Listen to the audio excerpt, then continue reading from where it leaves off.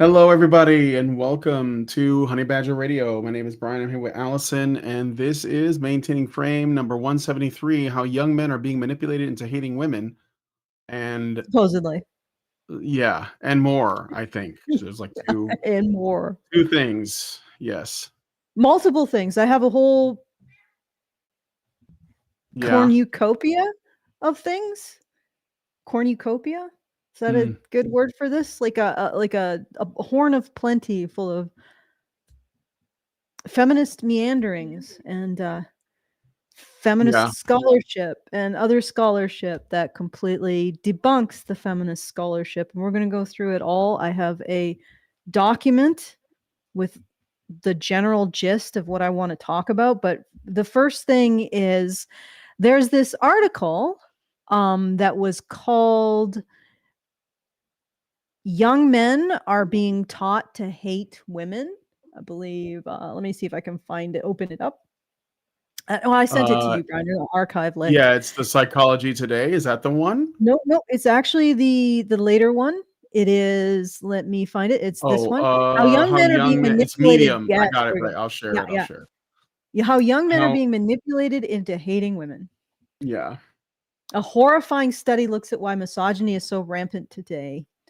So it's not, like I was reading this or I was listening to this and I was thinking, it's not creators like Alexander Grace showing men women's own words, like all the TikTok content where women express these sentiments towards men. It's not that stuff. It's not women's own words that are making men, I don't even think they are becoming misogynist, but just wary. It is, in fact, the Facebook algorithm, the YouTube algorithm, the Google algorithm. Of course. That's the thesis in this particular one. Yeah, basically the far-right manosphere algorithm. Yeah. And I'll be debunking that. But then this article links to the Psychology Today article, which is, I believe I put it up above here. I have that. Yeah. We just take a look at it. And so it links to this one, Debunking the Myth of the Man-Hating Feminist. And just spoilers, everyone, it's not debunked. This Psychology Today article should never have been published if they had any scruples, any academic scruples, because it shows the exact opposite of the headline. And we'll go through that. We'll go through this article and also the study that it is based on. And and there's a few more studies that I want to go through. I put them all through. I don't know if you put them up in tabs. I have them all. Great. All right. So you're on the ball. And we are starting a little bit early. So everything is sort of, so the only thing that we have to wait on is Void Cat to come in like a meteorite. Yeah, it's meteorite. A meteorite and destroy everything. But so far, so good. Very small black storm cloud. Yeah, very small black storm cloud with a localized EMP effect. All right, so let's just start with the first one that I sent through. So I did a little animation of the first article, just so we have something more visual to respond to, because I know that people like that kind of thing. And that would be the first one. Alice Advanced 4, I believe. Okay. Yep. So let me put that on the screen. I'm sorry, guys, if I'm like tired. I have touched too much grass. I went out to touch grass and I touched way too much grass. And so be warned, if you go out and touch grass, do so responsibly, do so in moderation. But I went out and I touched way too much grass. So have you been having grass dreams? And everything hurts. What? Have you had grass dreams? Like just no. I'll find out tonight. Crashing over you? Just yeah, okay. Yeah. All right. So anyway, this is the first video. So let me turn on the old advanced scene switcher and we'll get into it. How young men are being manipulated into hating women. A horrifying study looks at why misogyny is so rampant today. By Linda Carroll.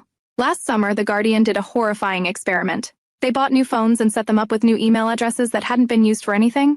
Then they set up Facebook and Instagram accounts. The profiles they created were for 24-year-old men. The profiles had no friends, no viewing history, and they turned off all ad tracking, so there was nothing to draw the men's interests from. Here's what happened on Facebook. All right, hold on. So the horror of this experiment, they created fake Facebook and Instagram accounts and pretended to be 24-year-old men. What is it with feminists pretending to be men on the internet? Have you noticed that? Well, yeah, like infiltrating the male space by trying to be men. Yeah, they're trying to get the scoop, right? They want to find out the truth. I just feel like there's something else going on. I don't know. Something nefarious. Yeah, well, like I mean, Laura it is Bates, when Laura Bates would hang out in the Bates. Enso forums, you know. So pretending to be a 12-year-old boy or something. Yes. Oh. I would think that would get you like thrown in jail or into a wood Not chipper. if you're feminist. But not if you're a woman. Not if you're a woman trying to like expose the men. The boys, it's not if you're a feminist, because you can go into really sketch situations with young boys all you want. Your feminism defends you. It cloaks you in the white gown of righteousness. You can't possibly be doing anything salacious or creepy or predatory. You're a feminist. All right, so all right. So anyway, let's I just wanted to set the stage. It's a horrifying experiment. Set the stage. He's clearly setting the tone here. And this is the Medium article. On day 1, they saw sitcom memes, news articles, and jokes from The Office. Day 2, they saw more of the same, plus Star Wars memes and dude bro content like buffed gym shots. By day 3, sexist content was already starting to show up in the feed. Meanwhile, Instagram was going crazy, showing them photos of women in skimpier and skimpier bikinis. Wait a minute. So, is she going to define what constitutes sexist content on the internet? Like by day 3? And also, Instagram, like women wearing next to nothing on Instagram, that's men's fault? I'm pretty sure that's what women are doing on Instagram. Like they're just doing that. Yeah. So, yeah, that's men's fault. You didn't know? Yeah, I guess it is. That's the fault of men. No, she's not going to operationalize sexism. She's just going to let it float there like a turd. just stinking up the room. But no, she doesn't define it at all. She doesn't give any examples of it either. It's just sexism. Of course not. Just it's there. Trust me, bro. That's the science. Trust me, bro. Well, that's feminist science, really. It's trust me, bro. It is. And it is. The academics that allowed this to happen should feel ashamed of themselves. I'm not even going to talk about the feminists because I don't think they feel shame or human emotions. But the academics that allowed them to continue to operate in the space completely with no oversight, no ethical oversight, they should be ashamed. They would probably try to argue, if pressed on it, that women feel pressure to upload images of themselves in skimpy outfits to Instagram because of men. They would probably say that men make them do it by giving those women attention, which makes other women think, oh, I want attention from these men. But it's never because the women just want attention, which is like what it really is. It's always, well, men are doing this to them. Well, because it's the men who are demanding that this is how they get attention from women. If men gave attention for women based on how feminist they were, they wouldn't have a problem with it, I think. I don't know. Yeah. Maybe they would still think it was practicing patriarchy to seek men's approval in any capacity. Who knows? All right, let's get more into it. You can almost hear the silent scream of, dude, look at her. Come on, click this image for cripe's sakes. Here's what you need to understand. Wait, you can almost hear the silent scream of, dude, click on the, what is it? Dude, look at her. Come on, click on this image. This is what they're doing. This is what women do on X. They're literally trying to get you to click on their pictures. The women are doing this. Yes, but, women are most affected by what women do. Yeah. Yep. Well, I mean, that's functionally true, but... I mean, they literally try to send you to their OnlyFans or whatever. Like they're always doing it. Yeah, but men, What? But Brian, men. Yeah, but men. That's right. No one was clicking anything. The whole study was journalists doing a little test. They set up the profiles, joined Facebook and Instagram, and then set the phones down on their desks and just watched them to see what happened. It's the kind of real human reporting that we seldom see in a world of AI-generated content. Real people are taking the time to investigate. For 3 months, they just watched those accounts. 3 months later, the feeds were full of sexist and misogynistic content that appeared with no input from users. No one was No clicking anything. operationalization. There was no What engagement. No one sexism clicking anything on the or phones. misogyny is. There were no 24-year-old men. Just journalists doing an experiment. You So don't. We don't have to what are they pause for saying? Like bananas. bots commented, or was They it like? are saying that this is purely algorithmic. So if they just know that you're a whatever man, they're going to start serving up this content. However,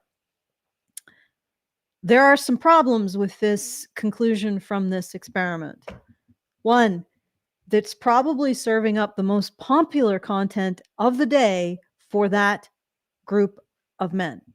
Honestly, like if it's just so if a whole bunch of men are looking at this content, that's what the algorithm is going to serve up to you based just on demographic factors. Two, if the men were not interacting at all, it might have been cycling through things to find something that they would interact with. So what does that mean? It just means they're throwing spaghetti at the wall. Three, they don't operationalize what sexism and misogyny means in this content. So context, so who knows what they're actually finding? Yeah, they could just be This is saying, "This is a nice picture," and oh, Mhm. you're a sexist, I mean, like or they're you just don't saying destroy your would. friends. Of course, we don't have this isn't a study, guys. This is journalists, Mm-hmm. modern day journalists doing the bare minimum. So, I mean, I guess we could try to find those articles. I'm not particularly that interested in it, but I doubt that there's any kind of rigor here. I doubt that they really define the terms misogyny or sexism. They just, like I said, let it sit there like a turd, stinking up the room, and then let you fill it in with your imagination. You know, like what I think Hitchcock said, nothing, no, it might not be Hitchcock, might be somebody else, but a horror creator said, nothing is scarier. Nothing is scarier than nothing. Than Oh just yeah, letting your imagination run John wild. And that's what Carpenter has they're doing. said that. Okay, John Yeah, Carpenter. I mean, I I don't knew know it if was he's the one who coined it. I'm just saying I know he said something like that. okay. So, well, that's good enough. So they're letting our imaginations run wild on the word sexism and misogyny, but they are not going to explain what they are because that would take away the horror and it would be more legitimate and honest. And we don't want to be that. We just want to live in a feeling, you know? We just want to generate a feeling because feelings are the best ways to make decisions or have Yep. decisions made for you. Okay. All right. Well, So journalists just doing an experiment, I think is where we left off. So they reached out to Facebook, asked, "Hey, do you want to explain what's in these feeds?" Facebook said they wouldn't respond if it's on the record. Of course they wouldn't. Because when Facebook testified at a parliamentary inquiry in the EU, they testified that what each person sees on Facebook is influenced by their choices and actions, and said each person's feed is highly personalized. Zuckerberg and that's told not parliament in Europe, inconsistent. Like No. literally, that's not inconsistent. Again, they're serving up popular content in that category. And Yeah, I mean, if you don't, go ahead. and they may start with the most general and then try to work in specific niches. And if you click on nothing, you may end up going into a niche hole. Who knows? Yeah, But this, the algorithm's trying to find out what you like, and it's trying to give you yeah, more of that exactly. based on what you Yeah. click on. So, and the thing is too, yeah, there's some tipping of the scales too. Like I like was going through my Facebook reels and I came across one video that I thought was kind of interesting. It was like a series of essentially it gives you a website that's like really interesting, like they call it powerful websites, you know, that you need to know, and there's like a series of these. And I was like, oh, that's kind of cool. And because it was like about something I was interested in. So I went and checked it out. And now I get that all the time. Yeah. Even though I only looked at one. So like it's trying to figure out what I like. And yeah, if you get like if you make a profile as a young man, then I think that it's got to start somewhere. So it's going to start with, you know, giving you women. That's and again, no one asks like why does this content exist? It's only like why are men enjoying it? It's like, yeah, but it's out there. There are women that are Baking. making videos of themselves doing jumping jacks or whatever, right? For attention. Like that is out there. Yep. And most of them have, well, not most, but a lot of them have, you know, it's like their gateway to get you to check out their mature content. Like they use it to get you into the mature Hook. content. And could we have a discussion about the ethics of that? Like if there's like, you know, they already did this thing on YouTube where they're going to use AI for age verification, for example. But I don't think it's going to work that well because you know, if there's like kids on YouTube, like, and I say kids, it's kind of like, you know, I'm gonna try to say like young teenagers, they're going to run into content, and I think they do, of women who are promoting adult content, but they're doing it safely with YouTube, and then they pay, you know, They get sucked different into that. services to put to like sort of like maximize their visibility on YouTube or whatever. And so it's going to get to people, but no, if we were going to have a conversation about the ethics of that behavior, that's one thing, but they're just mad that men are looking at it like that, you know, and that's kind of stupid because you're blaming the customer, really, not the receiver, not necessarily the person who's creating the content, right? It's like punishing the drug addict and not the drug dealer, sort of. Yeah, well, I mean, and also men looking at adult women is not a problem. I mean, No. I guess if you want to be really strict with Christian values, that's a problem because it's lusting. No, and it's adultery, but yeah, but I'm not trying to get I'm just saying, like, if this was a conversation about, again, the yeah, ethics of that, because I do think that there's yeah. There's predatory never stuff that there's happens on never these the other websites. part. There's never Huh? the other part. The people who are constructing this content. You're right. Right. They just get a free pass, even though they might be baiting young men, young underage men I into think they this kind of do. content. Yeah, I think that like Grooming them. if there was like, and I'm sure that it exists, like where there's, you know, like older men or grown men that are like using the internet to get closer to underage boys and girls, and we all find that repulsive, and we should. But women do it too. But the Yes. way they go about it is so slick that Yeah. we're in this place now, right? Like I know these guys are like 24 or whatever, but that's why I'm saying this is a conversation about something that I don't think really matters all that much because these aren't even real men. And I don't know what, I know we have to watch the rest of the article. Yeah, we need to move on, but no, I Yeah. get what you're saying. They aren't real men, and they're not having the other half of the conversation, which is women baiting Thirst people traps. into their thirst trapping, you know, across the spectrum, not just old men like 24 years old, but young boys, which is grooming behavior. So, I mean, they never have that conversation. It's always just men are being served this content. It's their fault. Of course, the argument here is that it's the algorithm because the feminists are on the eternal and never ending search for the mythical font of patriarchy. But anyway, let's and now it's in the algorithms because it wasn't I also before, think that if they apparently. can blame the algorithm, they can use that to control essentially Yes. the internet. Like that's Yes, what of it really course. comes down to, is That's the control. ultimate aim, is the Mhm. control of everything that people see and hear and think about. That's the ultimate aim of this group of ideologues. But let's finish this because All I right, don't want to get let's keep too going. stuck with this one. Yeah. Posts on the Meta platform are assessed by how popular they are. Then algorithms predict how relevant any given post is to any given person. So, what each person sees will be unique based on what they click on. That's what he said in Parliament, which is clearly not true. That's Well, not what happened in the experiment. it's Not even again, close. that could be entirely consistent with what's happening with your experiment. Again, they could be fed popular things that are being looked at by that demographic that day, and then just fed popular things that, and if they don't interact with it, they just do more stuff.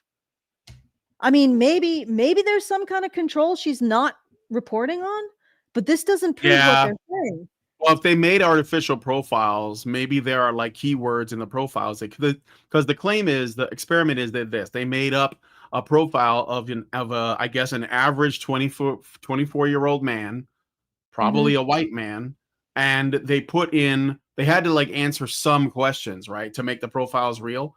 and they may have filled out as much information as possible. But if they did so with their own presuppositions about what a 24-year-old, just to make it convincing, right? Like, what do 24-year-old men like? Oh, boobies, I guess. Like, I don't know if that you could put that in, but you know what I'm saying? Like, if they put for a job something like, tit inspector, then it might actually trigger the algorithm at some point down the line, or that they're interested in working out, and like, I don't know, testosterone driven things. Like, I like sports and beer and women and fast cars and like this sort of typical stuff. That's what you're going to get then. So, I mean, I don't know. Maybe that's the way it works.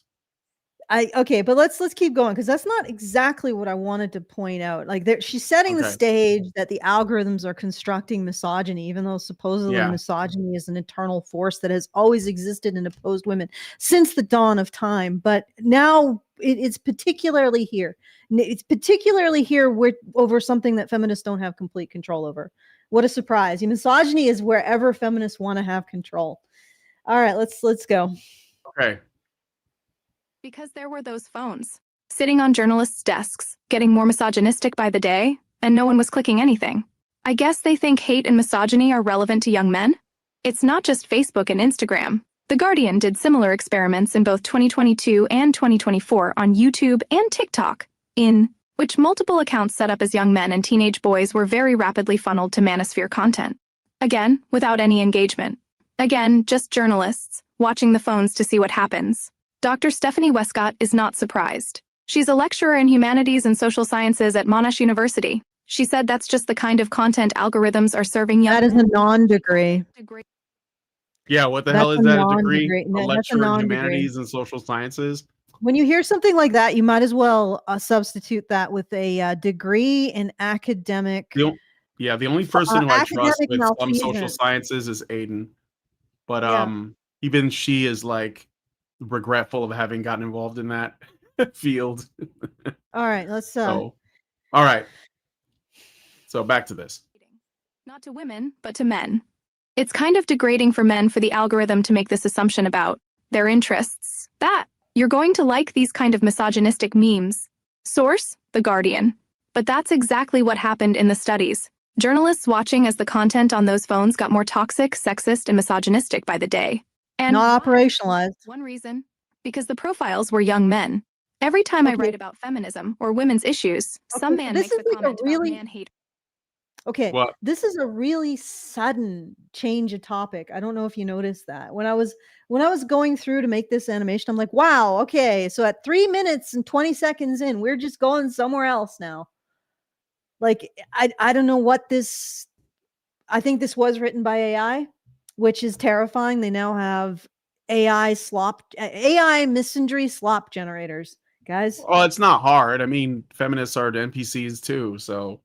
Okay, but it just completely. This is the section I was actually more interested in. I mean, I am somewhat interested in the malarkey about the phones and stuff, the sexism was growing like a festering, cancerous tumor by the day, just sitting there on the desk, pulsating. With no interaction.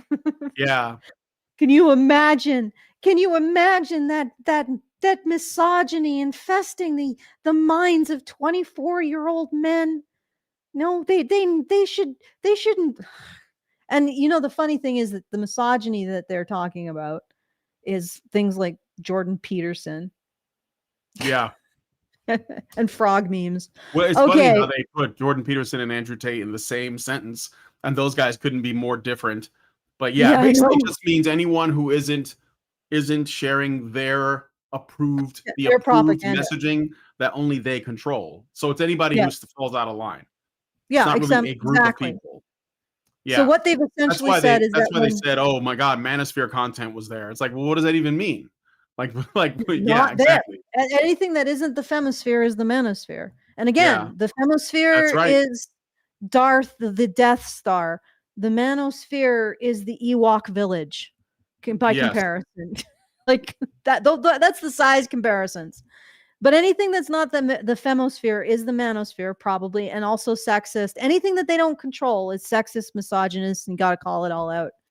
Yep. All right, let's go to this section. Oh wait, actually, should I do the things? Like, I haven't even done them. Might as well do the things, yeah. Yeah. All right. Okay. So I just want to remind everyone, if you want to send us a message, the very best way to do so is at feedthebadger.com/justthetip. You get the full benefit of not sending your message through YouTube's feminist filter, and we get the full benefit of whatever funds you send. So it's a win-win, not so much win for YouTube, but you know, what's counting there? Who's counting there? And we are doing our monthly fundraiser at feedthebadger.com/support. So please do help us out with that so that we can keep bringing you this scintillating content that the femosphere does not want you to see and does not want to exist. Because honestly, I don't think they don't have a counter argument to my criticism of feminism, which is what we're going to get to when we get a little further in. So let's watch a bit more. All right. And that's I all got we'll a go new about. we got a new subscriber apparently. Terrell cool. Culpepper says he subscribed. He's in the special chat. So thank you, Terrell. I'm glad that you came across our content. Sometimes like the we slip through the cracks of the algorithm and we reach people. So Yes. I know that YouTube doesn't like that. Welcome But to anyway. the I don't want to welcome to the manosphere within the manosphere. Yeah, right. the meta manosphere. All right. Anyway, let's continue. True gruesome deplorables. Okay. Yeah. I used to just shrug it off. Sure, there are women who hate men, but they're not the majority. Not even close. A 2024 study, Hopkins, Doyle, Peterson, Leach et al. Said misandry as a feminist trait is a myth. Their research spanned 6 studies and 10,000 participants and said feminist women don't have any harsher opinions of men than non-feminist women do, or other men for that matter. Does that also, that sounds like you're almost saying that even non-feminist women hate men about as much as feminist women do. Yeah, which is an L for everyone, female. Yeah, but, you know, but it's also complete bullshit, and we're gonna get into that. Yeah, let's just I will finish get into this first, or spoilers. It was it's bullshit all along. Okay. Yeah, of course let's it is. finish it first. All right, let's continue then. They said feminists actually have more positive regard for men, but the report said, how a man is regarded is also affected by how safe or threatening he appears to be. Which, duh! So every time some man spouted off about man-haters, I shrugged it off as another straw man argument. But one day, a close friend made a comment on how tiring it is to see so much man-hating content out there. And I did a double take. I said, wait, what? Where are you seeing that? He said it's everywhere. Everywhere you look, women hating men. But I don't see that. And I don't mean I don't see it as in, I don't understand. I mean it very literally, as in that is not the type of content I see on the internet. That's when it really hit me. We are not all seeing the same internet. Just like the Guardian test. What are you flipping kidding me? All right.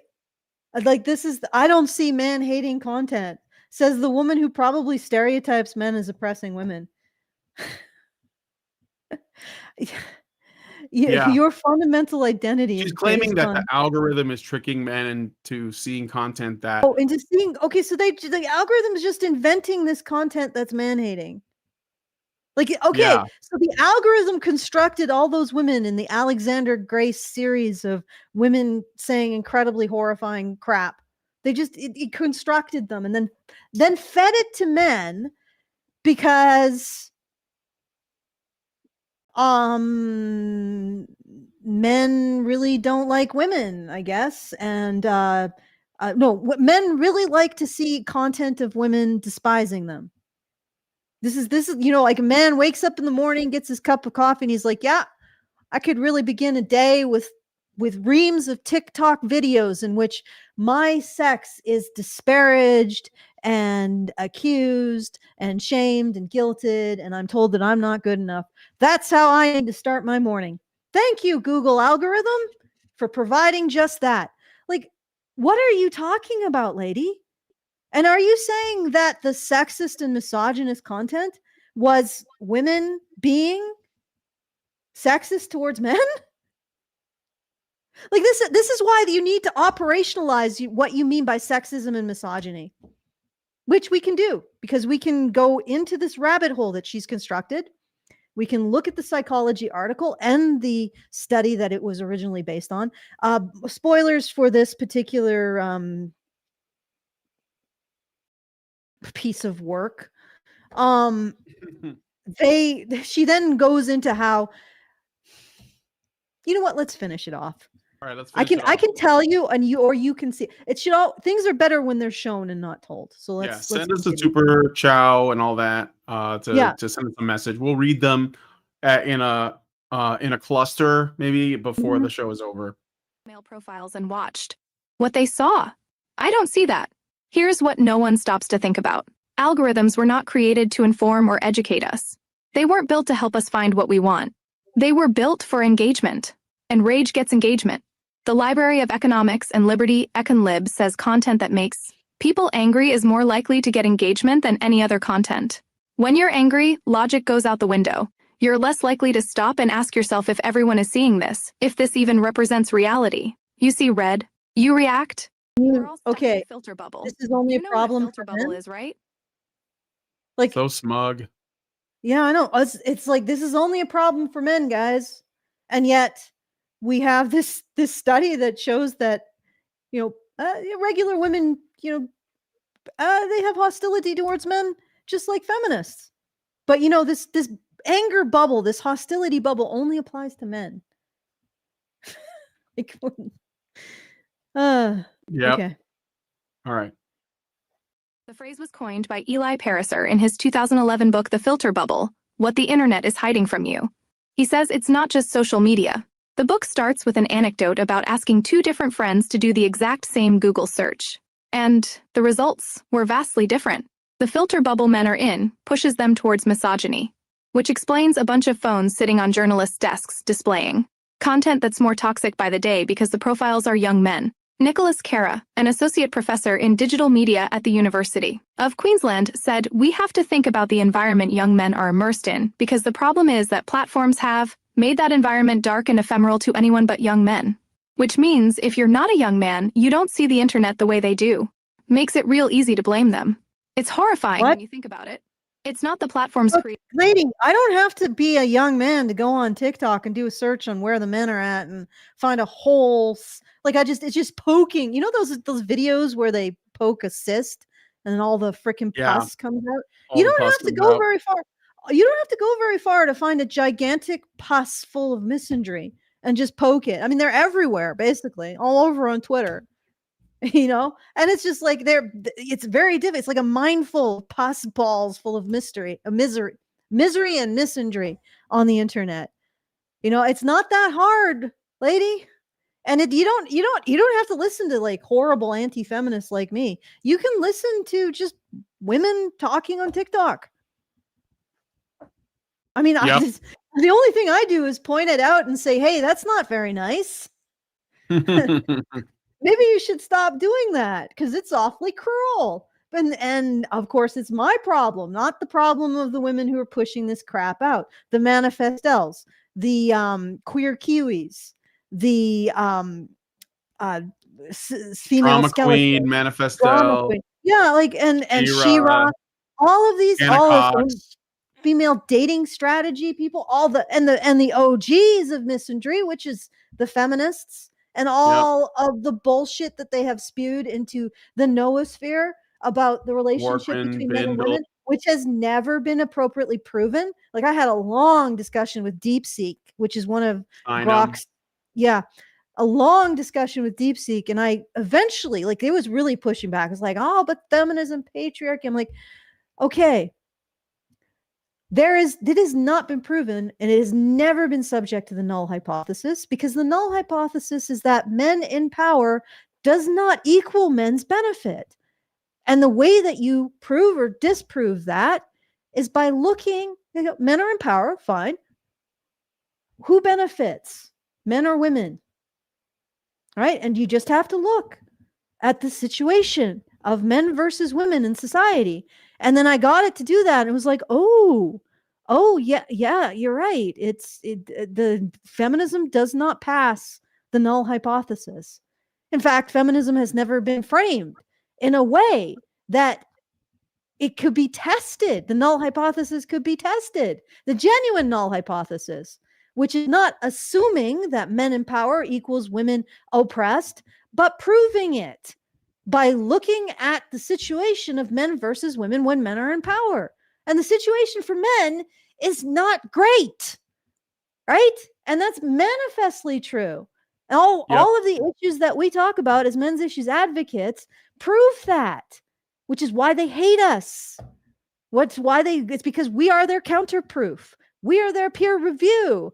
And they have chased us into the shadows because they are liars. That's all we are. We are their counterproof and their peer review. Their true peer review, not the ballless quislings in academia that let them just fester unopposed and without any regard to academic rigor or integrity. Let feminists just fester unopposed in their free-for-all over defining the relationship between men and women. They just did that. No, we are their peer review, and they can't stand the sight of us. So they write articles like this, pretending we are something we are not. Okay. Yeah, finish it off. All right. Well, I just wanted to say, like, in the same way that she couldn't define what constitutes sexist and misogynistic content, how can she also define what constitutes man-hating content? Like, what if she sees man-hating content but doesn't think it is man-hating content? That might explain her saying, "Well, I don't see it." You know what I mean? Like, maybe she thinks it's okay. Like, maybe it's not a big deal. Yeah, she probably doesn't. Yeah. It's like, all right, let's continue. Yeah, let's continue. The content, of course, but the platform's benefit, says Theodore Mitu, senior lecturer in digital media at the University of Sydney. The algorithm's goal, he says, is to keep you engaged as long as possible. Why? So it can show you ads and make money. But when you keep seeing the same thing over and over everywhere you go, it inevitably affects people's perception of reality. He said reality is what saved him. His brother started dating a girl. His brother, who was broke and battling addiction, and he watched his. It's like an anecdote. Yeah, it's an anecdote. The brother had a girlfriend who supported him through all these things, and she talks about some study that's about men who were reformed from the manosphere, like 30 men, which I press X to doubt. But I don't know if we need to go into that. I think we can move on to the side article. Yeah. Yeah, this is kind of like she just keeps kind of. Yeah, she uses that anecdote to like drive home the point. Do you want to do the Psychology Today video article? The point that, I don't know, she thinks that she's saving men from the manosphere, basically. I'm trying to save you from the manosphere, of course. Feminists are saving you guys from us. Yeah, saving you from yourselves. Don't you feel grateful, guys? Shut up, do as you're told, sit quietly, and stop complaining. Yep. It'll all be over soon. Yep, they're saving you from the dread misogyny of people like me. Don't listen to me, because then you might find out that feminism is a fraud. Okay, let's do the SciAp article. Keep going. Debunking the Myth of the Man-Hating Feminist. Amber Wardell, PhD. Topic: compassionate feminism. Key points. And feminism is often misrepresented as an anti-men ideology. Misogynistic men use the misandry trope as just cause for threats and abuse toward feminist women. Why is it when feminists like criticize something, they always call it a trope? Like it's something out of like literature or film. It's a trope. It's like, because they simultaneously, I think they understand how important storytelling is. And they're also revealing that what they've done is a story. They've constructed a story about reality that does not hold water.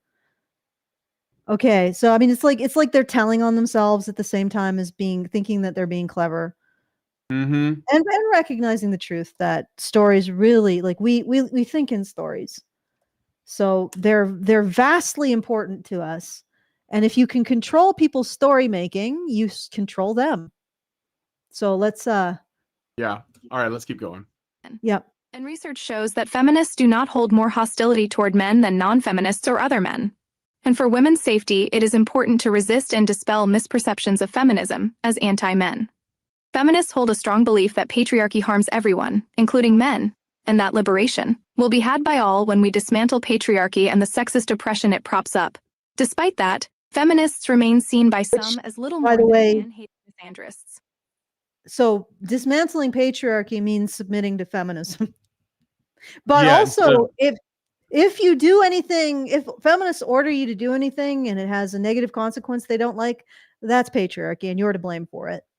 So it's submitting to feminism, but also anything that feminism does that feminism doesn't want to take responsibility for, that's patriarchy. I'll get more into that. I'll give you guys an example of that, but let's get a little more into this article. all right. Yeah, let's play some more of this. Misandry refers to prejudice, discrimination, or hatred directed toward men that is rooted exclusively in their gender.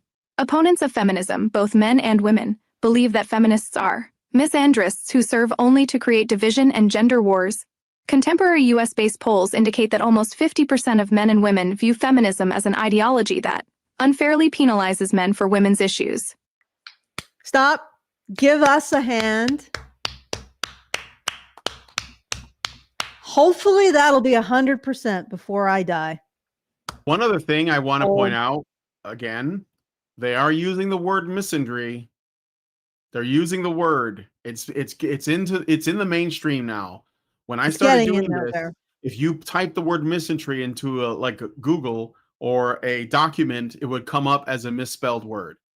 Now it's being used. So like, it doesn't matter. We're winning. Like, I'm sorry, but we're winning because we have the truth on our side. And the fact that she even says the word misandry and then defines it tells you, yes, there's no getting out. Like, it's being talked about. It's being taken seriously, whether they like it or not. So, all right, let's do some more. Barrasso, 2020, Hamel et al., 2016. Even among feminists, there is some divide about whether misandry exists, and if it does, whether it is useful. Some feminists believe that outrage and anger toward men are useful for keeping the boot to the throat of oppressive systems that impede women's liberation. This really disgusts me because I know what feminists have done to male victims of domestic violence and sexual assault. This is my thing. Like that's always been a boot on the neck to the boot on the throat of oppressive systems that impede women's liberation. Okay. And you want to know what those oppressive systems are? Male victims of domestic violence and sexual assault. A lot of people woke up to this with the Johnny Depp trial and the fact that feminists continue to cape for Amber Heard, even though it became manifestly obvious that she wasn't just an abuser, she was a false accuser too. It's that feminists want to keep the boot on the thing that most challenges their narrative of female victimhood, and that is male victims of domestic assault and sexual violence, and victims of false accusation, the homeless, suicide, mental health, all of that other stuff. But in particular, they want to keep the boot. They want to grind their heels into the faces of any man who has the audacity of proclaiming himself to be a victim, a domestic violence victim of women, or a victim of women's sexual aggression. That's what they mean when they say that, because that group of men is the most threatening to their narrative, their command and control narrative that they use to censor and silence everyone else. And that's the group of men that they have gone after like harpies after a fucking fawn, just trying to tear them to pieces and throw them into the garbage. And I'm going to go over that as we talk about it. But let's sorry guys. Okay. This really fires me up because it's really disgusting. Okay. Agostini and Van Zomeren, 2021, Morgan, 2014.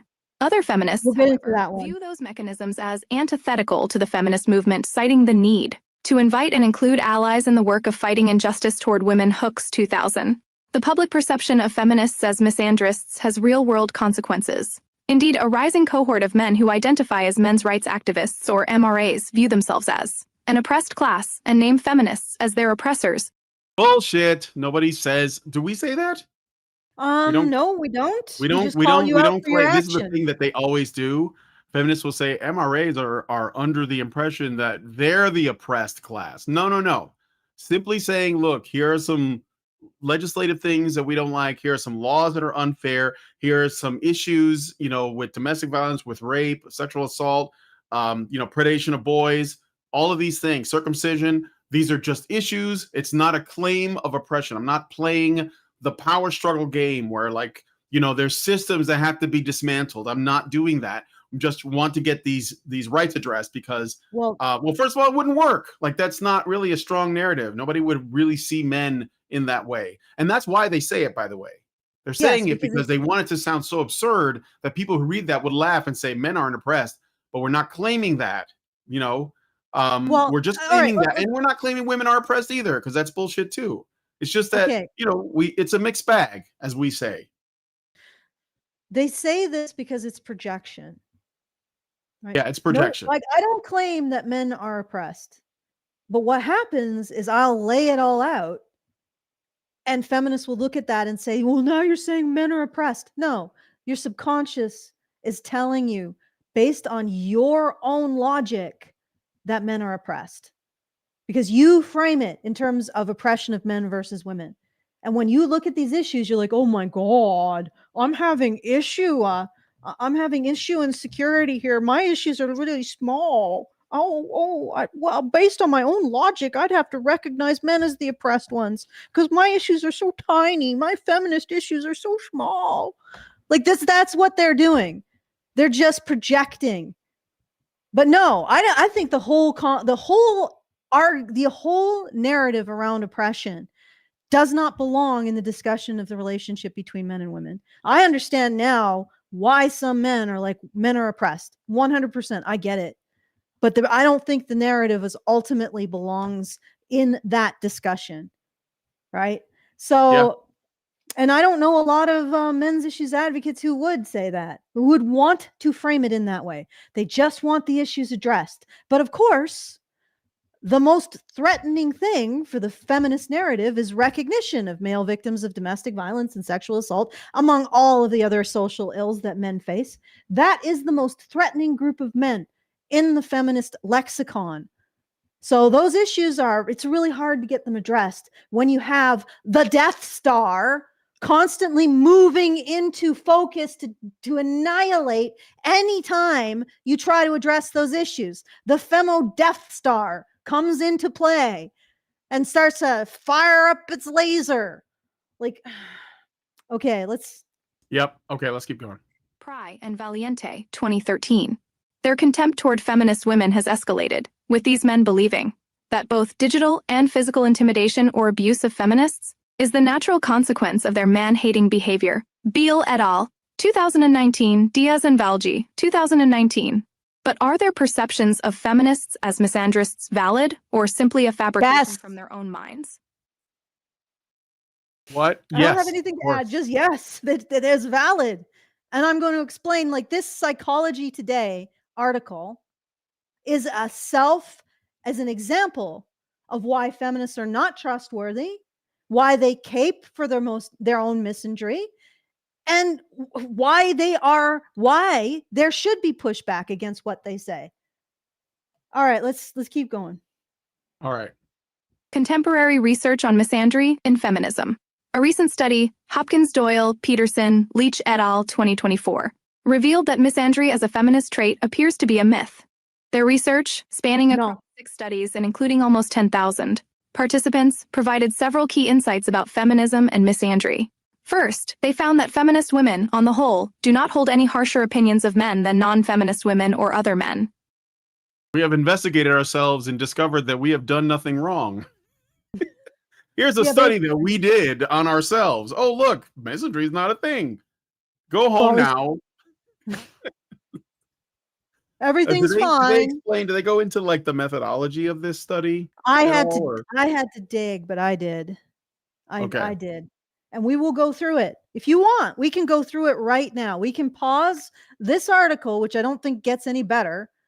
Because this is what she has presented here. Actually, you know, we could finish off this section.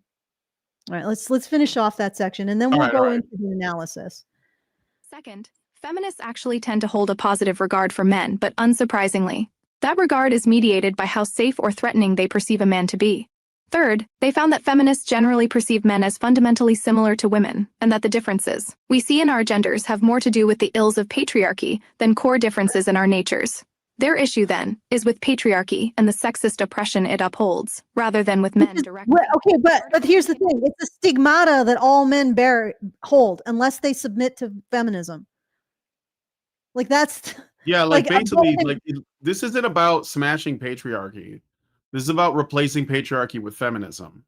So essentially, you're changing that would one assume religion that for another. patriarchy existed, as they Yeah, say. you're basing it on your version of what patriarchy looks like. So that's why feminism looks like revenge. Patriarchy for feminists is everywhere where feminists doesn't have exclusive power. That's it. It's not even patriarchal. It's just where feminists don't have exclusive power. Patriarchy, as they define, doesn't exist anywhere. No, it doesn't. And I will take that to the bank. All right. Yeah. Sorry, I'm sure I crushed you there, Brian, but no, it's okay. Use after advertisement. Finally, and perhaps most importantly when it comes to men's perceptions of misandry, feminist women in the study were not significantly more hostile toward men than non-feminist women, but were significantly less benevolent toward them. This indicates that although feminist women do not hold hostile... Okay. Wait, let me read that again. Finally, and perhaps most importantly, when it comes to men's perceptions of misandry, feminist women in the study were not significantly more hostile towards men than non-feminist women, but were significantly less benevolent toward them. So what does that mean? Well, what does hostility mean, and what does a lack of benevolence mean then? Okay, well, let me look at I did send you a document, but it's a text document. It looks like crap. Let's look at the ambivalence towards men inventory, which is what this is based on. Okay. Respondents rate agreement on a scale 1 to strongly disagree to 6 to strongly agree. Hostility towards men. Example, negative attitudes. Is it in this Springer.com thing? No, it's in the text link I sent you, but it's really like, this is just something I was going to read. So I don't know.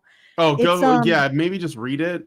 Yeah, I'll just read it. Like, so the hostility towards men scale. 1, men usually act like they're superior to women. 2, most men pay lip service to equality but can't handle having a woman as an equal. 3, men will always fight to keep greater control over society than women. 4, even men who claim to be sensitive to women's rights want a woman to serve them. 5, men are less moral than women. Okay. And then the benevolence towards men is 1, no matter how accomplished he is, a man is not truly complete until he has the love of a woman. That's benevolence. 2, men are more willing to put themselves in danger to protect others. 3, a good woman ought to stand by her man even if he's done something wrong. 4, men are more capable of leadership than women. 5, a man's love is worth fighting for. Benevolence is believing that men are worth fighting for, their love. Okay, so here's the issue. And this is even like she has this headline. And what's the headline? Okay, the headline is Debunking the Myth of the Man-Hating Feminist. And what she's found is she's using a study that finds that while women have similarly hostile attitudes towards men as feminists do, they have more benevolent attitudes. And what that functionally means is, I'm going to use an example.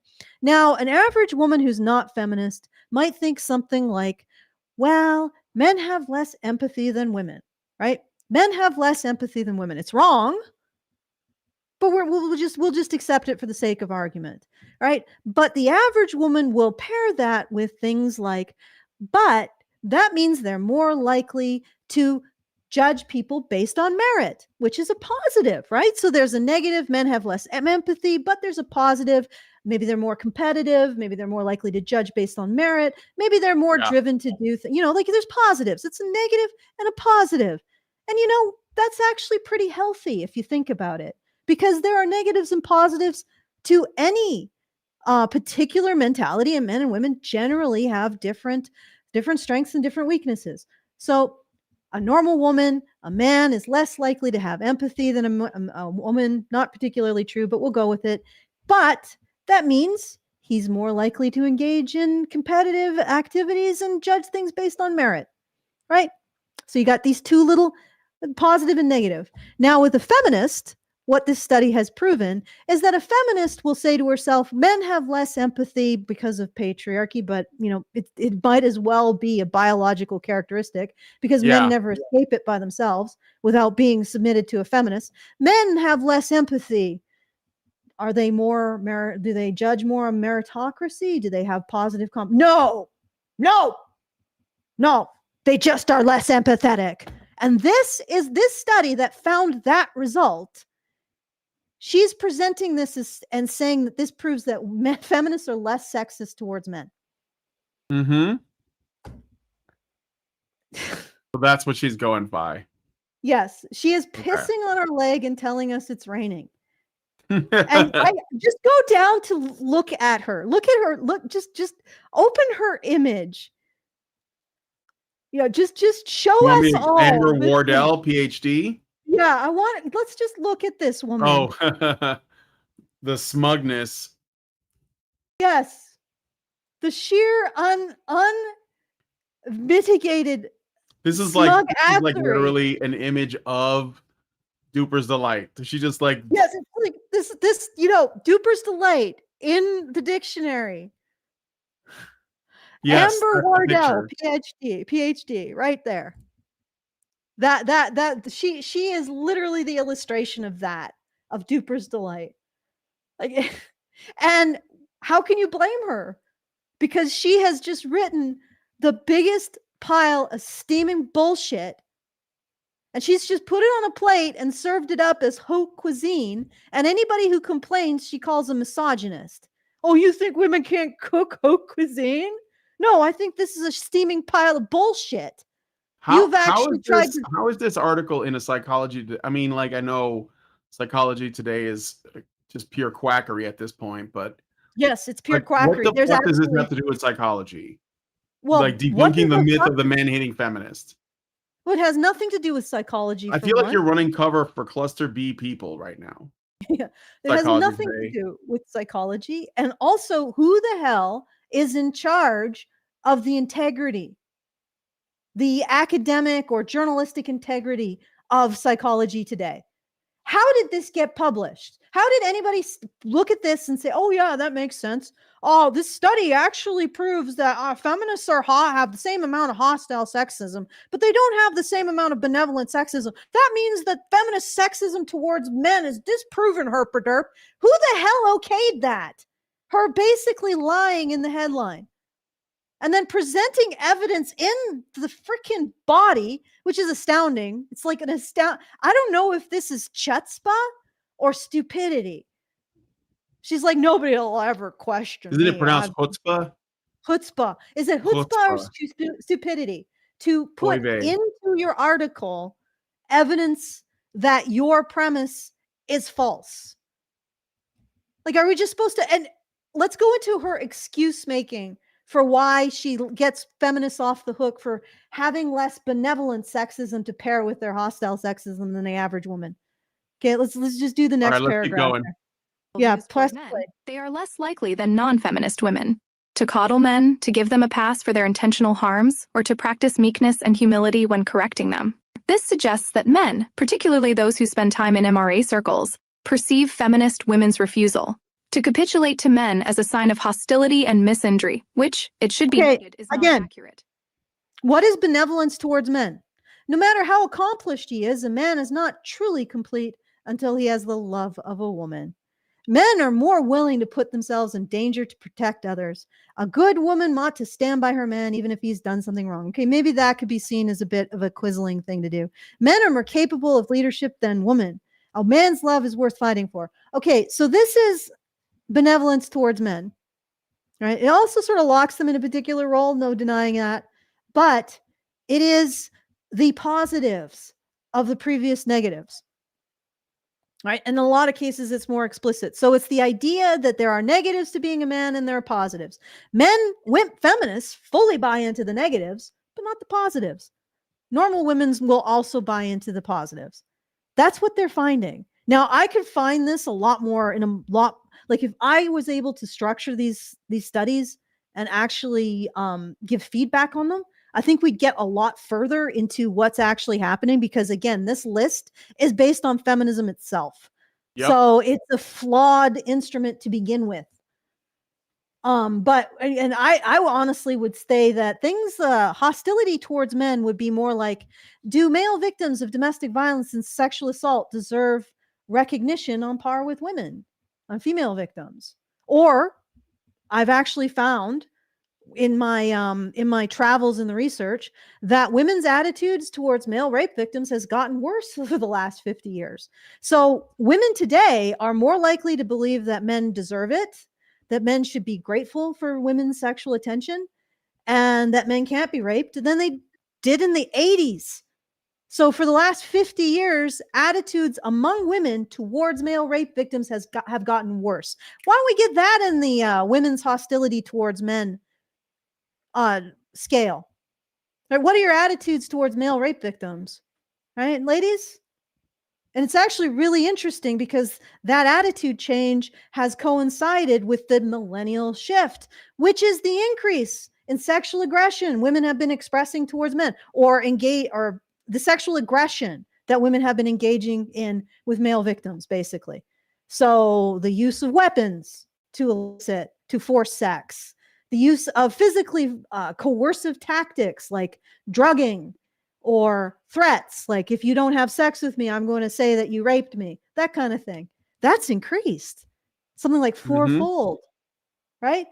This generation of women not only buys into, though has the worst attitude towards male rape victims of any generation currently alive, they also engage in raping men more than any generation currently alive, more than men do women. It's astounding, isn't it?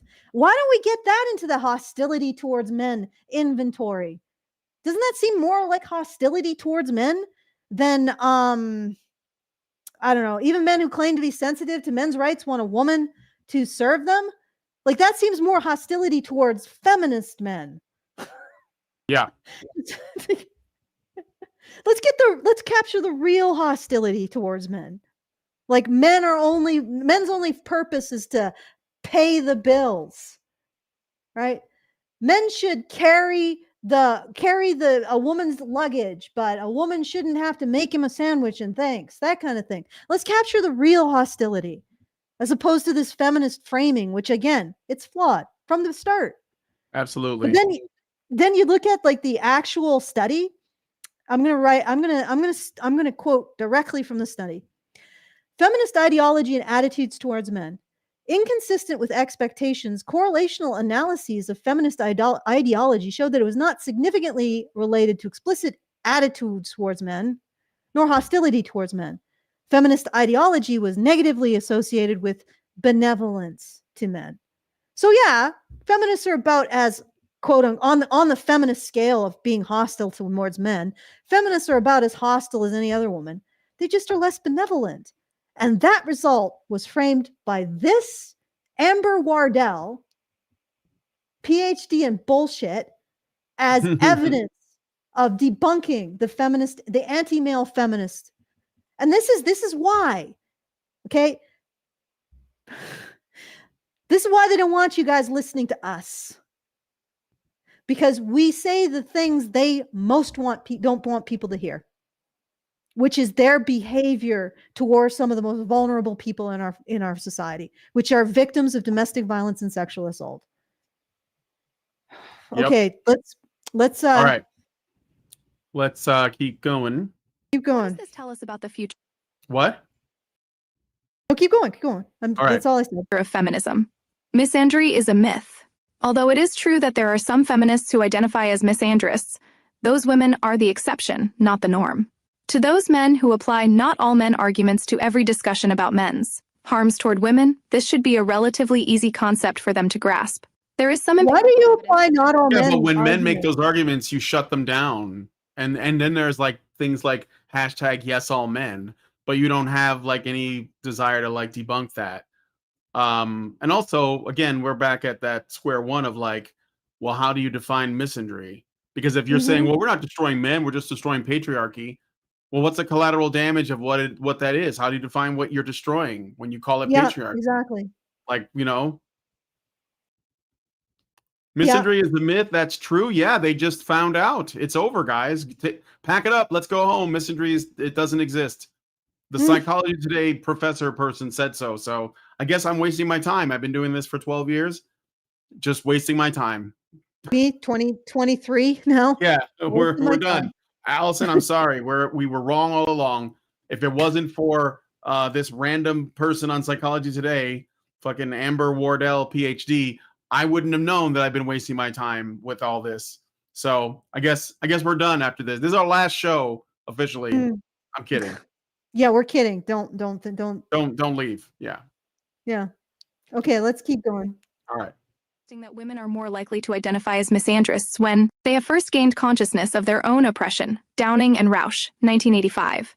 Over time, as they become more aware of the systems that underpin sexism and sexist oppression in a patriarchal culture, they disengage from the hatred of individual men and begin engaging with systems instead.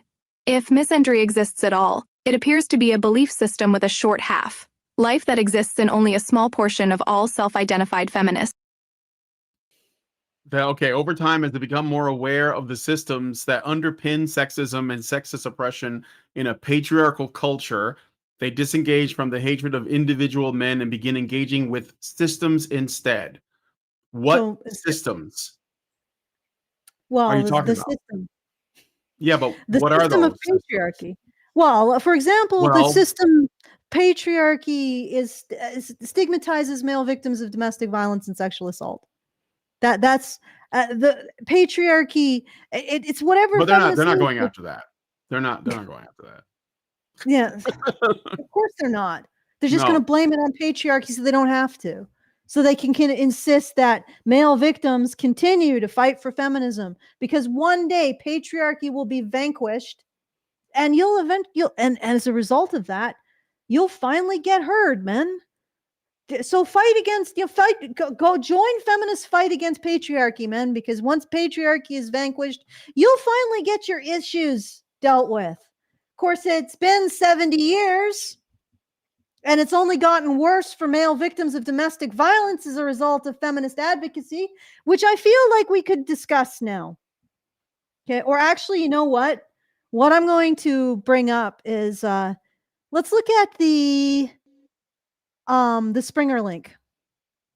Worth the risk? Is that the one? Yes. Okay. Should I just go where it opened up hypothesis? Should I go to the top of this article? Let's see, I can't actually see it because it's just zoomed in on you. For some reason, I can't get it off. I can't get Video Ninja off of a giant. Hold on. I don't know why that is. Is that that's really how it is? Let me see. Can I do something? I mean, I could just leave and come back, maybe. No, you can look at it. Oh, is it a bug? It's not a bug. It's like I don't know. There's a bunch of stuff. Oh, goddamn. You know what? I'm just gonna.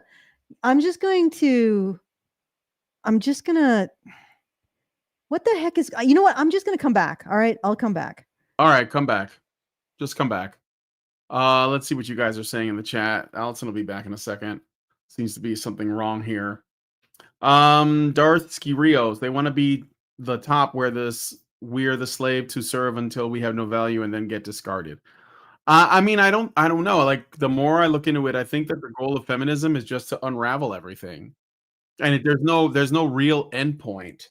Hold on a second, Allison. Don't say anything because I gotta like put you back in, and nobody can hear you if you're talking. So, just give me a second to plug you back in. Okay, let me see if that worked. Did that work? Yeah, there you go. All right. Now, can you see it? Yeah, I can see it now. Get the super chats in, guys. feedthebadger.com/justthetip. You guys have been quiet. It's a little disconcerting. Is this a topic you guys aren't interested in? Well, there's a lot of people watching the vertical chat. Okay. There's a lot of new people. Yeah, we had about 300 people at one point on the vertical, but still pretty good. Over 100 all combined. So gotta get on kick though. Okay. I don't think the endpoint is actually matriarchy. I think that it's meant to just destroy everything. Like, when you talk to these people, they always say that we just have to burn everything down and then something new will rise from the ashes. So there's kind of like this wooey thing, or it just like becomes communism. Like, I mean, that's another play. It just goes there. Well, capitalist structures are basically patriarchal structures. Is like the other thing that they want. And yeah, I mean, that's usually how it goes. Okay, But anyway, so this is Grass et al. 2023. And to summarize it, it finds that all people, but feminists in particular, choose to harm men to benefit women. I want that to sink in. So we can have this discussion about whether or not feminists express hostile sexism towards men and how much benevolent sexism they express towards men as defined by feminists. But here's where the rubber hits the road, right? This study looked at instrumental harm. So what that means is, are you willing to harm men in order to gain a benefit for women? So are you willing to, for example, send a generation of young men into Afghanistan to create women's, or to supposedly support women's rights, that the instant when they leave, the women are just going to be like, we're not going to sacrifice for those rights. We'll just put on the burqas. Right? A generation of young men going into there to sacrifice for women's rights that the women themselves would never sacrifice that much for. But that makes sense because you're supposedly helping women. So sacrificing men to build a better situation for women. Feminists are 100% behind that compared to everyone else. And in fact, the gender difference, like the willingness to sacrifice men to benefit women, the gender difference, so women are more likely to be willing to do that than men to a degree. The gender difference reduces if you remove feminists from the female pool. So it's feminists in many ways that are skewing women towards wanting to sacrifice men to benefit women. So we can talk about women or feminists' implicit or explicit sexism towards, but this is where it really hits the road. Feminists are willing to sacrifice men if they feel like it will benefit women. I want you guys to just think about that, right? And I want to talk about a couple examples of feminists doing just that, right? Let's look at domestic violence, male victims of domestic violence. There used to be a gender-neutral family violence act in the States that covered men and women. I mean, it was sort of a patchwork on the local level, but it was not explicitly gendered. Feminists made that, replaced that with a explicitly gendered Violence Against Women Act. And then they demanded, because they can do this, guys, the feminists that do not represent the status quo, they can do things like demand that the police institute particular policies like the mandatory arrest policy. I'm doing the bird hand. I'm sorry, guys. I'll try to not do the bird hand. How about the squid hands? Are the squid hands good? Squid hands? The Italian hands. Italian hands. I don't know what's that. Okay. Mamma mia. Okay. Give me some Italian hands in the chat, guys. Yes. Tell me what kind of hands you want me to do when I'm making these points. So yeah, they went to the police. They demanded mandatory arrest laws. What does that mean? That means that whenever the police go to a domestic, someone has to be led away in cuffs. And what happened as a result of the mandatory arrest laws that feminists demanded that police do is that the number of women being arrested for domestic assault shot up. It like increased in some cases like 400%, right? It shot up. So that became a larger and larger proportion of those being arrested. And the feminists are like, whoa. Of course, we could have stopped right there and said, hey, this isn't panning out the way the feminists said it would. We aren't actually ending up with more men arrested for domestic assault. I mean, we're a few more, but we're ending up with massively more women. So maybe the feminist belief systems around domestic violence are incorrect since they're not playing out in reality. What they predicted is not playing out in reality. You know, that whole a theory has to have predictive, has to be able to predict things to become a theory. You know, that's not holding true. Maybe we should look at the anti-feminist, not the anti-feminist, the non-feminist research into domestic violence that was showing that there was a high number of female perpetrators. In fact, it was most likely parity between men and women. So this was a confirmation of the non-feminist analysis of domestic violence. What do you think happened with the feminists? Like, oh, wow, you know, This is direct proof that what we say isn't correct when it comes to domestic violence.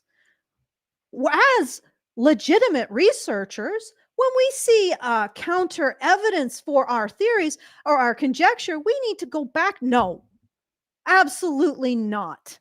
No, at no point did sense or reason come into the picture. Instead, the feminists went back to the police, cracked their whip, which I don't know when did we decide that the feminist was going to have control over the police? When did the general population vote on that? I don't recall that, but right, they cracked their whip and they put in primary aggressor policies. What are the primary aggressor policies? Well, we could go through them, but they basically mean arrest the man. So now, as a result of feminist influence on the police and the feminist refusal to at all question their ideology and their ideology's conclusion, right now, abused men are more likely to be arrested than their female abusers. That's the situation for abused men now. Now, it's worse than a coin toss for an abused man. If he calls the police, worse than a coin toss, whether or not he's going to see justice or he's going to be the one being let off in cuffs. Thanks to feminist advocacy. That's the situation for abused men. And it gets worse because not only did feminism create this situation that is directly harming abused men, leading to their discrimination, their crass, gross, grotesque discrimination in law and policy in regards to domestic violence. Not only did feminists do all that, they compounded it by justifying it. And what did they do to justify it? They created a whole bunch of scholarship that takes the discrimination that they built into the system and uses it to prove that men deserve the abuse that they experience. So they go to the female abusers and they say, "Oh, hey, well, why'd you do it?" And of course, the female abuser says, "Because he deserved it." And then because these abused men now have a worse than a coin toss chance of having their abuse in the record, as they are the abused ones versus them being the abusers, the feminists go back to those records and say, "Hey, look at that. Look at that. That abused man was actually an abuser because he was arrested because of the policies we put in place to arrest abused men." And now this clusterfuck, this massive clusterfuck that's been going on for 50 years of feminists putting into policy that discriminates against male victims of domestic violence, overtly discriminates it. The clusterfuck, this entire clusterfuck, do you know what feminism does? When anyone speaks out against it, who do they blame? Patriarchy. Patriarchy is responsible for feminists working for the last 50, 60 years to discriminate against male victims of domestic violence. Because apparently patriarchy doesn't want to recognize male victims. Can you freaking believe, like this is like that? You look at this and you're like, this is proof that Satan exists. This is proof that Satan walks among us. Right? This is so fucking evil. And then you have Miss Amber Wardell here with her duping delight telling us all that feminists don't hate men. Boy, if you don't hate men, you're not doing a very good job of proving it through your actions. Well, maybe you don't hate men. Maybe you're just profoundly indifferent to the cost of your advocacy on men. Mm-hmm. Like how do we go back? How do we just be like, "Oh, my both sides with this shit"? How do we even forgive this? And this is just one example, one issue. We could go through this with sexual assault and Mary Koss and how she influenced a government body to erase male victims of rape from the statistics. We could go through this with Oh, and parental also alienation. expand the definition of rape only when, Yeah. men are the perpetrators, Yes. and then told, the governments that according to this data, there should be way more convictions because there's way more male rapists out there. So you got to get convictions. And so they were just getting convictions, or the colleges were doing it, or the military is doing it. And so like they create this lie about what happens, and then they say, well, the reality doesn't match my lie, so you guys got to change the reality to match. Yeah, and they get it done. And then they call, like, there's no way that there is a patriarchy that allows feminists to do crap like this. But Yep. but that's but it does make more sense that feminists are exploiting the general desire for people generally to have men sacrifice to benefit women. Because so in general, people are okay with that. It seems more likely that feminists are exploiting that than they're victims of it. Like, so, like, and that's that, like I said, that's just one. That's one example. And it's so egregious. It's so horrifyingly wrong. And of course, all of these feminists, like Amber Wardell, they're just running along the edge of this gigantic lie that they've constructed about reality.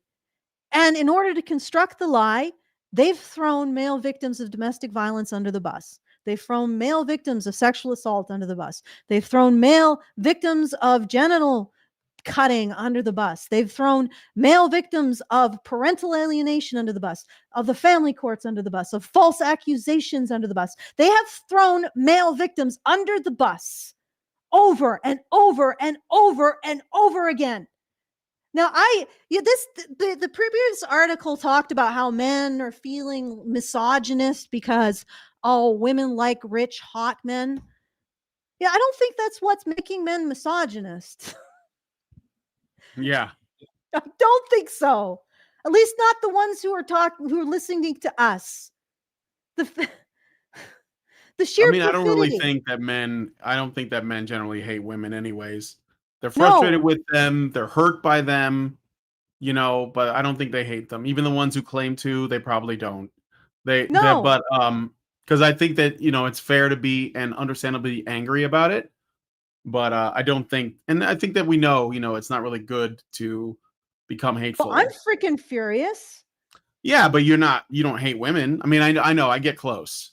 I get close sometimes, but Close. it's tempting for sure. Well, the fact is that it really bugs me that not more women call this out. Like, it really bugs me. That bothers me a lot. Yep. Not more women are fighting against this and saying, feminism doesn't speak for me as a woman. There is no way that a group of people who can do that speaks for me. And then, what's really disturbing about all this? Okay. This has been hard to take. Like, just the sheer level of mendacity and neglect, at best neglect, that feminists have shown male victims of almost everything except patriarchy. But that's being a victim of yourself, right? Okay. Yeah. The sheer level of callous cruelty and indifference, that's that.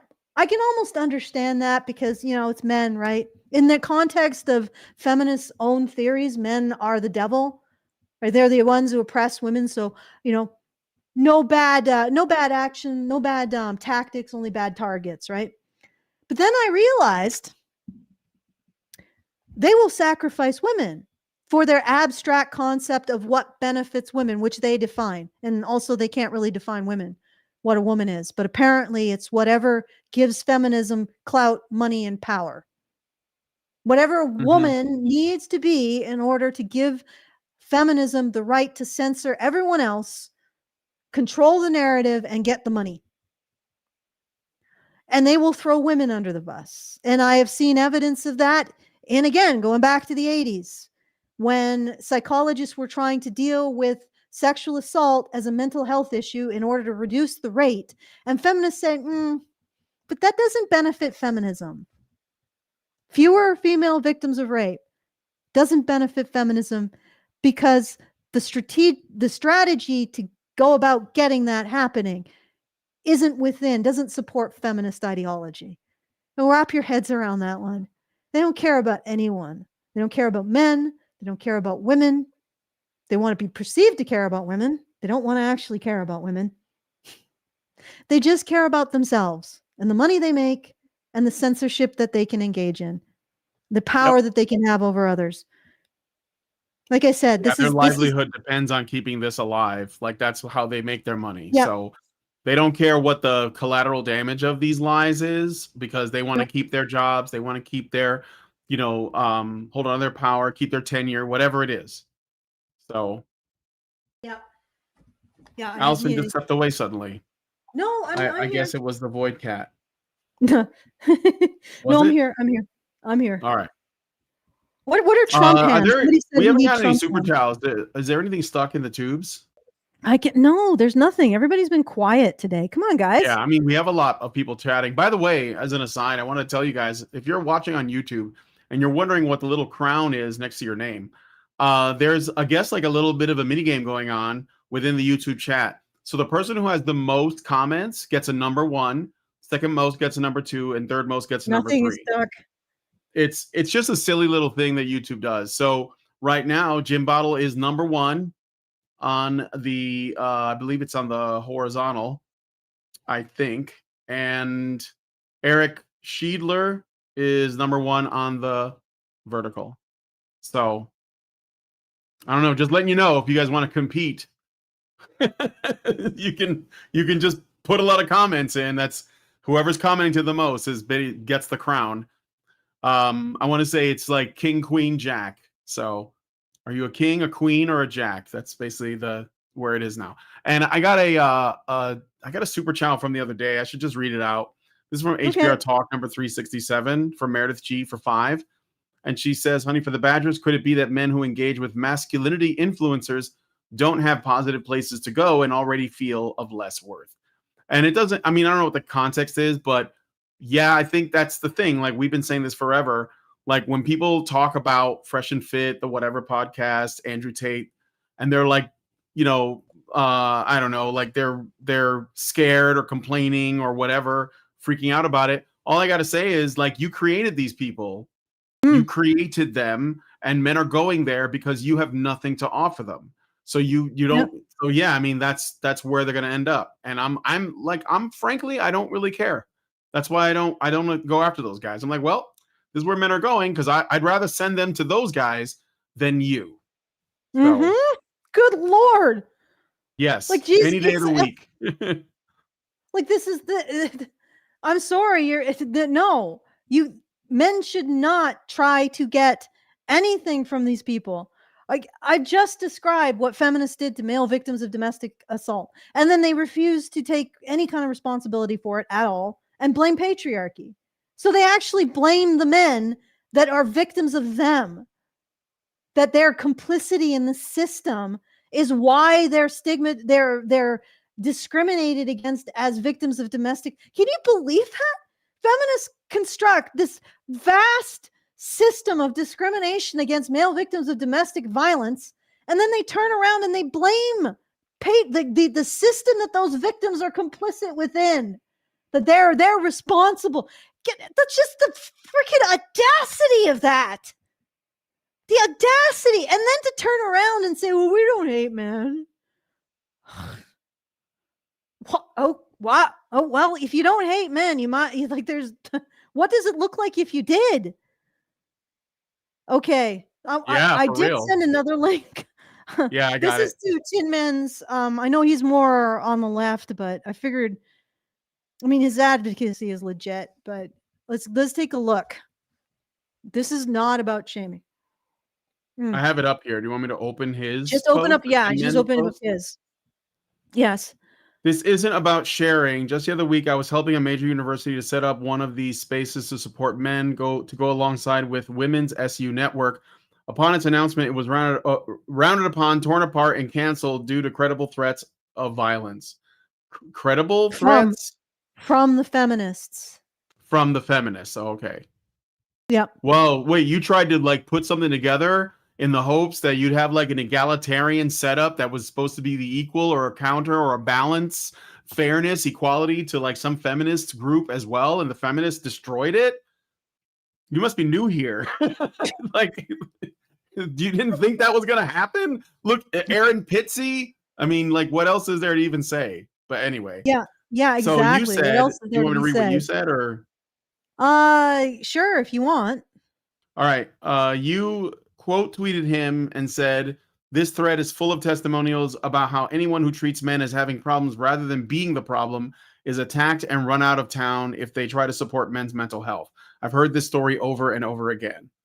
Yeah. Feminist dogpile on anything that has a hint of helping men outside of their ideological framework, that men are the problem." Okay. Um, Yeah, I and mean, I then think I think Tin Men's thread is much more important to look at. yeah, let's go through it.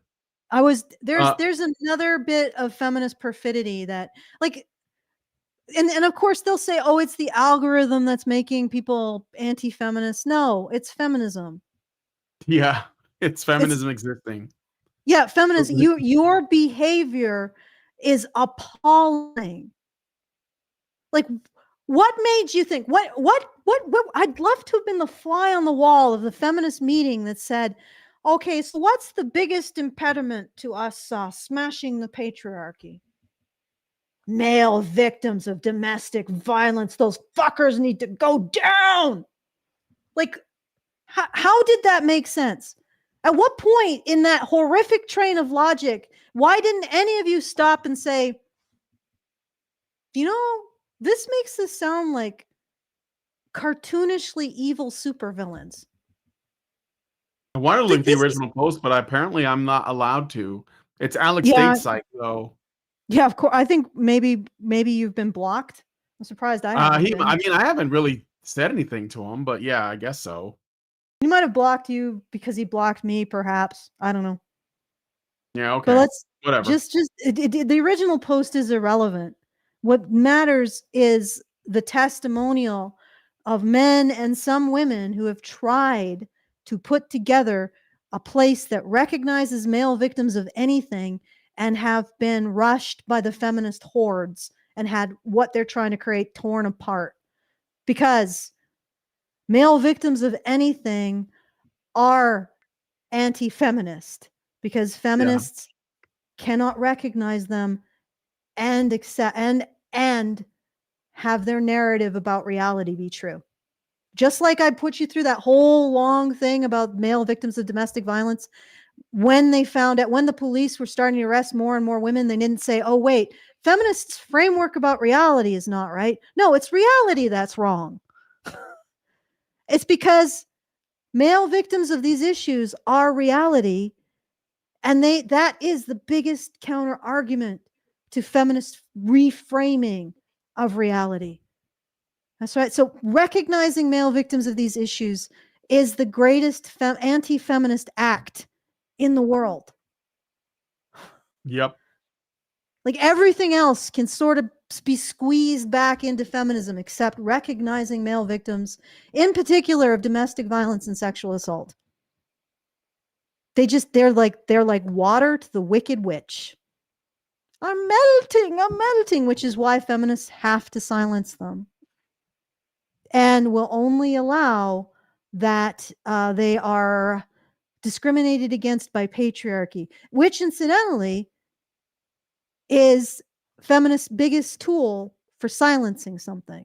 mm-hmm. Like if you want to erase male victims of domestic assault off the map, you say it's patriarchy that's doing that.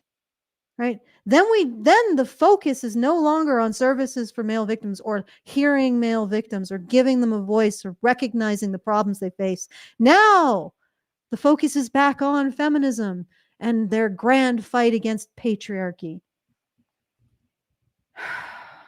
And also, male victims of domestic assault. Yeah, they're complicit with their own silencing because they take part in a system that privileges men over women while simultaneously causing men to be disadvantaged in ways that are entirely consistent with feminist framework. But we don't talk about that.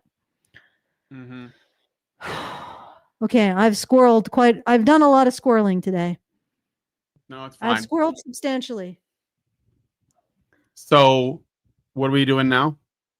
I can't see the original the original post that Tin Man is sharing because Alex State Psych has me. Well, he's limited who can view his posts. So Can I you guess look I'm at the not ones allowed. underneath and read some of the testimonials So of Dad how Matters says the second a boys club is created, loud screeching, it's a misogynist haven for rapists and incels. Followed by an irrelevant tweet about crab fishing and elephant hunting. Consume at 93 says, okay, is that what the men at Date Psych is referring to? Actually complaining about it, though? Tin Man says it's a straw man presenting the argument as one exclusively about computer games and Star Trek toys. He's Okay, so equal the parts naive and disingenuous.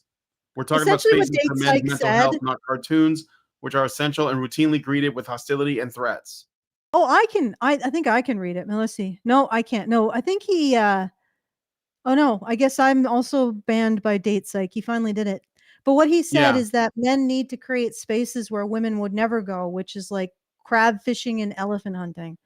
And people were like, well, men create spaces and no matter what, feminists go and shut them down. Okay. So Martin James Seeger, I was asked to speak at the launch of a support network space for men at a UK university, but the whole project has now been canceled and attacked. So my talk has been binned, and this is the story state of gender equality in the UK universities.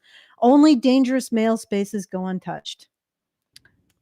Yeah, that's the case. Like literally anytime men are like, well, I like to support group for male victims of sexual assault, the feminists come out in their hordes, destroy them. And they wonder why they keep driving men who will not listen to feminists at all and have the clout not to. Like, let's face it, Andrew Tate has made a shit ton of money as a pornographer. And now he is relatively untouchable because of that. That's not me lauding him, but he can actually talk outside somewhat this sphere, although in my mind I think that he's also controlled opposition. I think he's chosen his platform. He's chosen I think there's a lot of I'm not saying that he doesn't really believe what he believes, but I do think that, speaking of algorithms, I do think that he and Fresh and Fit and the Whatever podcast, basically the men who are the easiest to dismiss as the sort of like face of the manosphere are the ones that get pushed to the forefront the most. Because like Andrew Tate basically came out of nowhere, and we've been doing this for a decade or more, and like, no progress. Now I think that it's because there is some like, well, no, I mean, like, not to the same degree.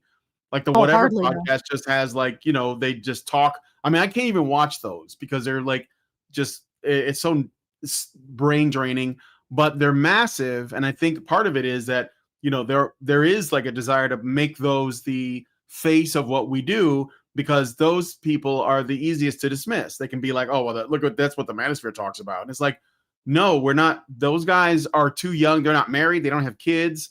Or, Andrew Tate has lots of kids, I guess, but he's not talking about those issues, right? So like, what we're talking about is stuff that really matters, I think. And I think that it's like a higher quality of conversation, but that's the reason why we stay small, because they don't, at least one of the reasons. And I think it's because ultimately we can't get out there. Like, Tim Pool just did a big talk about like women and feminism, like a big debate with a bunch of different people.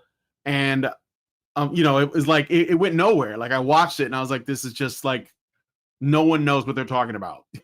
Like, and this is huge. Like, and we met Tim Pool a couple times. I mean, I did. So, it's just like the conversation there is control over where the conversation goes.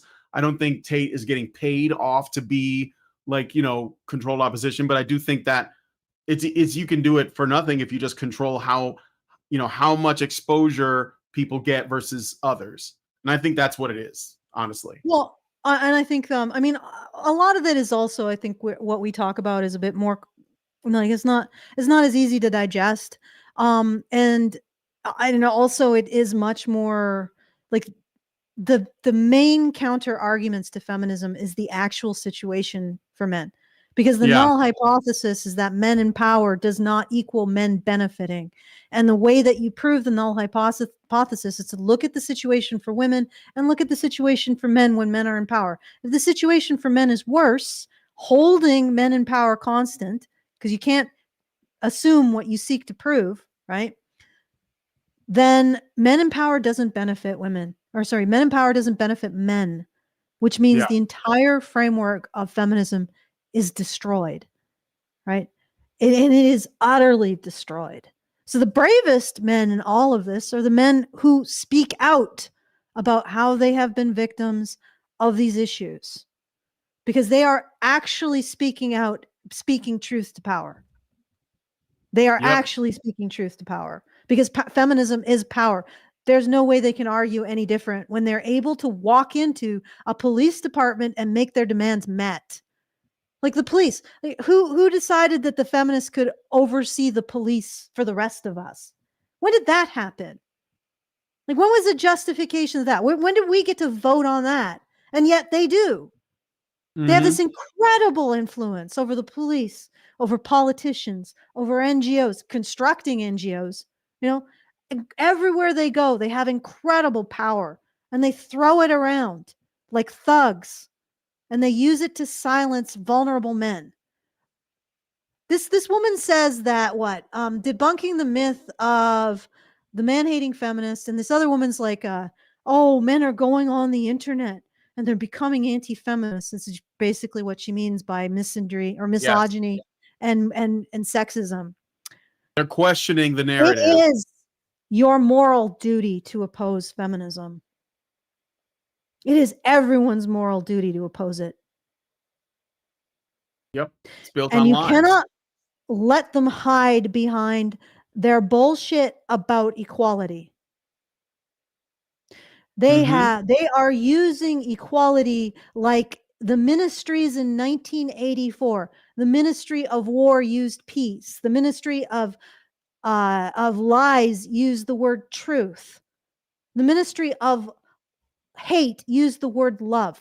Feminists use the word equality to hide what they're actually doing.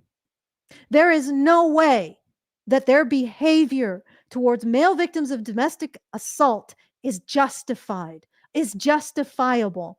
And if there was any justice in the world, they would be hauled up in front of a Nuremberg trial for this, or a Nuremberg-like trial for this. There's no way it's justified. And the only way that it's going to end is if we march through their rhetoric around misogyny, around equality, around whatever else they want to say. Oh, you're harming women. Oh, this is dangerous towards women. That's the other thing that they hide behind. Remember the T app? Oh, it's going to cause women to be in danger. We need to be able to dox men. You know, they always go and they always grab onto those rhetoric. We need to march through that minefield and drag out this nest of perfidy and expose it to the world for what it is. And I mean that metaphorically, with our words. We need to bear witness. Maybe make a freaking book and write it down in it. The new face of the whore of Jezebel, the whore of Babylon, the new face of Jezebel. Because this is it. And this is 100% deserved. There is no excuse for what feminists have done to male victims of domestic violence and sexual assault. No excuse in the freaking world for it. They have no moral legitimacy. And like I said, in a just world, they'd be facing a criminal court for these actions. Okay. I'm really this entire thing, like AI has been an eye-opener for me because I've been using it to delve into this shit. So I don't just like ask Grok questions. I use it to like fetch things. And yes, it has been improving its accuracy. So yeah. And it's just been a flipping nightmare. because it's All like right. it's tearing open the soft underbelly of this horror. Mhm. Okay. All right. So we did get a super chow as well, by the way. Oh, we did. I don't see. Oh yeah, I did get one. Void Cat gives us $10 and says, "Meow, ha ha ha ha." Thank you, I'm thank you, surprised Void Void Cat. Cat hasn't made an appearance. And She's then so cute. Albatross gave us a super chat and for $5 and says, "It's literally the Principal Skinner meme. Am I that out of touch? No, it's society that's all wrong." Yes, that's exactly it. And so now society has to match my assumptions. It was like Hmm. it's like the first when you like take a science ethics class, literally the first thing you learn. The first thing you learn in freaking high school, if not grammar school. I think I learned it in grammar school. Is like that bias, confirmation bias. It's like the first thing you learn. Like 11-year-old kids know that. And feminism operates on that, literally, Hmm. as a principle. But anyway. Okay. So This one got me anything, fired up, guys. So yeah. I did squirrel quite a bit.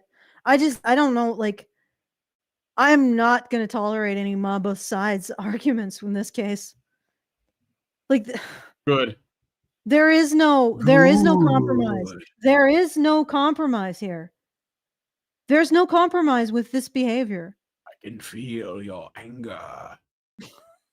You should be angry at feminists. I know, yeah. Like, did you like just think about what I've told you guys. Any normal human being with a functioning sense of ethics should be infuriated by what feminism did to male victims of domestic violence and sexual assault, but I didn't cover that. And then infuriated about what feminism is doing to anybody who so much as tries to get these victims recognized and get them services. Anybody with a working freaking qualm should be qualming right now. Yep. Yep. For sure. All right. Well, do you want to wrap it up? Yeah, I think that I've Okay. covered everything. Yeah, I think we did. We ranted, raved. We raved, we qualmed. Yep. Yelled. Okay. And I touched way too much grass. Well, you'll have to tell us if you have a grass stream. Like, I basically climbed a mountain today. wow. And I'm exhausted. We went to, that was what I sent you the picture of, was McAfee Knob. Lindsay, okay. JoJo, and me went up to McAfee Knob, took the trail. It's on Appalachian Did you keep him Trail, on which leash? is like what? Did you keep him on leash? Oh yeah, you have to, yeah. But we were Okay, good. freaking dying on the way back. It was so long. I was like, this is anyway, it was rough, but we did it. So I'll just take that. Paul Elam did that. He did that same trail like a few years ago. So killed him too. Yeah. Yeah. Yeah. Oh man. That's why he doesn't Okay. post that much, because he's dead. So Sorry, he's not dead, is he? no, he's not dead. I'm saying that the hike killed him. Killed him. Oh, okay. No, occasionally he comes out of his sarcophagus to like post some stuff on X, but Or then go he on returns to it, so. on Pearl streams. Yeah. All right. Pearl, So yeah. okay, well let me double check. I'll poke the voles and see if there's anything in the chute. Once again, feedthebadger.com/just. Oh, are you gonna put up the little badgers so I can do Let this? me yeah, hold on. I gotta. Okay, so feedthebadger.com/just the tip if you want to send us a message. Very quiet day, although a lot of people in chat. That's good. I hope you didn't mind me getting this irate and putting my foot down, because there is no compromise with this crap. And yes, you should be angry. You should be furious at feminists for what they've been doing. Okay. So feedthebadger.com/just the tip if you want to express your rage, your righteous rage at feminists, or just comment on me. Call me a misogynist because I am an anti-feminist. And if you want to support the show, feedthebadger.com/support. And if you would like to join us, the next meetup is going to be Calgary, Alberta, Canada, September 13th. And please RSVP at badger@feedthebadger.com, or you can go to feedthebadger.com/events to find out more information. Love to see you there. but it's sort of important to make sure you are going because we do have a venue and the venue has limited availability of seating. So please do send a message to badger@feedthebadger.com if you want to come. And I'll do one last check to see if any of you have responded to my super chow signal. Nope. Okay. All right. So All right. I guess I'll hand it back to you, Brian. I think Okay, well, I got everything done. What? I got What'd you everything say? done. I'm pretty sure. Yeah. All I'm right. good. Yeah, no, it's all good. I'm a little Okay, guys. exhausted. Well, if you like this video, please smash that like button. Subscribe to the channel if you're not already subscribed. I do see some new people, especially in the vertical. So welcome to the show. I hope you guys consider subscribing. And hit the bell so that you know when our streams go live, because again, YouTube is not our friend here. And was going to leave me a comment. Let us know what you guys think about what we discussed on the show today. We love reading your comments, and this is like a conversation that we want to see take place. And please, please, please share this video because sharing is caring. Thank you guys so much for coming on today's episode of Maintaining Frame, and we'll talk to you all in the next one. Men's right activists are machines, dude. Okay? They are literal machines. They are talking point machines. They are impossible to fucking deal with, especially if you have like a couple dudes who have good memory on top of that too. Holy shit, you're fucked.